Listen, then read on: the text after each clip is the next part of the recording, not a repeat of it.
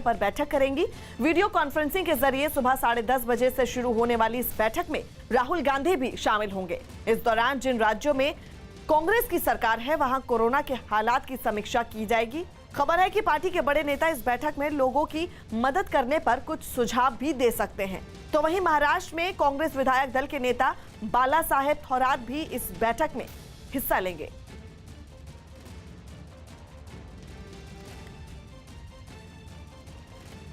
विदेशों में भेजी जा रही कोरोना की वैक्सीन से जुड़े कुछ अहम आंकड़े सामने आए हैं।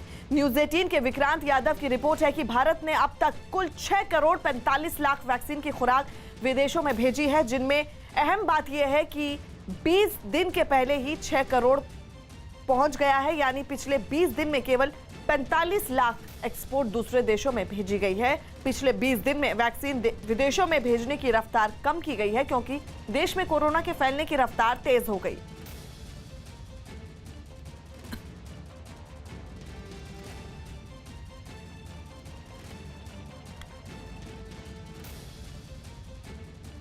पश्चिम बंगाल के भवानीपुर में केंद्रीय मंत्री गजेंद्र सिंह शेखावत के पैदल मार्च के दौरान बीजेपी कार्यकर्ताओं पर हमला हो गया। बीजेपी ने इस हमले के पीछे टीएमसी के कार्यकर्ताओं का हाथ होने का आरोप लगाया।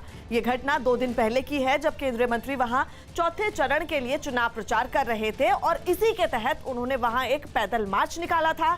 लेकिन बीच रास्ते में ही मार्च में शामिल कार्यकर्ताओं पर पत्थरों से हमला हो गया, जिसके थोड़ी देर बाद पूरी सड़क जंग का मैदान बन गई और देखते ही देखते दोनों तरफ से जमकर पत्थरबाजी होने लगी। बीजेपी ने इस पूरी घटना की शिकायत वहां के पुलिस थाने में की।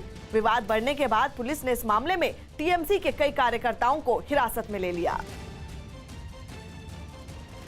ममता दीदी को इस बात का भरोसा और विश्वास हो गया है कि वो चुनाव हारने वाली हैं, नंदीग्राम में भी और बंगाल में भी। उसके बाद में उनकी भाषा बदल गई है और साथ ही साथ में उनके द्वारा पोषित किए गए, टीएमसी के द्वारा पोषित किए गए, जिनको वो अपना काडर कहते हैं, ऐसे गूंज जो हैं वो और ज़्यादा वायलेंट होकर के और ज़्यादा अराजकता फैलाने की कोशिश कर रहे हैं। पश्चिम बंगाल के दुर्गापुर में टीएमसी कार्यकर्ताओं पर बीजेपी के दफ्तर में घुसकर तोड़फोड़ करने का आरोप लगा है। बीजेपी नेता ने आरोप लगाया कि रात के वक्त कई टीएमसी कार्यकर्ता दफ्तर में घुस गए और जमकर तोड़फोड़ की, जिसकी कुछ तस्वीरें भी सामने आई हैं।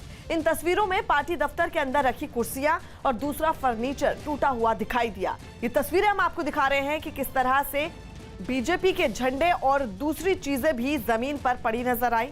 आरोपियों ने पार्टी दफ्तर का दरवाजा तक तोड़कर जमीन पर फेंक दिया। पूरा दफ्तर पूरी तरह से तहस नहस नजर आया। मामला सामने आने के बाद बीजेपी नेताओं ने पुलिस में घटना की शिकायत की, जिसके बाद पुलिस ने इसकी जांच शुरू कर दी।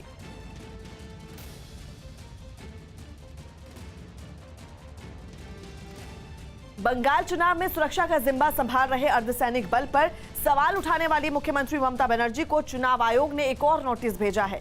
न्यूज 18 के नीरज कुमार की रिपोर्ट है कि इस दूसरे नोटिस में इस बात का जिक्र है कि ममता लगातार अर्धसैनिक बल को धमका और शर्मिंदा कर रही हैं। साथ ही आयोग ने अपने नोटिस में कहा कि बीएसएफ देश की बेहतरीन फोर्स में से एक है और इस पर टीएमसी की ओर से आरोप लगाना दुर्भाग्यपूर्ण है। जबकि अर्धसैनिक बल पर हमले के लिए महिलाओं से की गई ममता की भावनात्मक अपील का जिक्र भी आयोग ने अपने इस नोटिस में किया है और इसे चुनाव आचार संहिता का उल्लंघन मानते हुए ममता बनर्जी को ये नोटिस भेजा, जिसका जवाब बंगाल के मुख्यमंत्री को आज सुबह 11 बजे तक देना होगा। तो बार बार